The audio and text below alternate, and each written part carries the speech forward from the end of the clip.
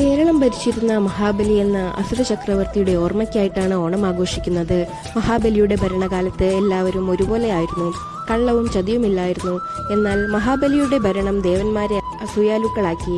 മഹാബലിയെ പാതാളത്തിലേക്ക് അയക്കാൻ അവർ മഹാവിഷ്ണുവിനോട് അപേക്ഷിച്ചു. അങ്ങനെ മഹാവിഷ്ണു വാമനൻ എന്ന രൂപത്തിൽ ഒരു ബ്രാഹ്മണ കുട്ടിയായി മഹാബലിയുടെ അടുത്തേക്ക് വന്നു. 3 അടി മണ്ണ് ഭിക്ഷയായി നൽകാൻ മഹാബലിയോട് വാമനൻ ആവശ്യപ്പെട്ടു. മഹാബലി അത് സന്തോഷത്തോടെ സമ്മതിച്ചു. അപ്പോൾ വാമനന്റെ രൂപം വലുതായി ഒരു കാൽ ഭൂമിയിലും 2ാമത്തെ കാൽ ആകാശത്തിലും വെച്ചു. 3ാമത്തെ കാൽ എവിടെ വെക്കുമെന്ന ചോദ്യത്തിനും മഹാബലി തന്റെ ശിരസ് കാണിച്ചു കൊടുത്തു. അങ്ങനെ വാമനൻ മഹാബലിയെ പാതാളത്തിലോട്ട് ചവിട്ടിത്താഴ്ത്തി. എന്നാൽ തന്റെ പ്രജകളെ വർഷത്തിലൊരിക്കൽ വന്നു കാണാൻ അനുവാദം നൽകണമെന്ന മഹാബലിയുടെ അപേക്ഷ വാമനൻ സ്വീകരിച്ചു.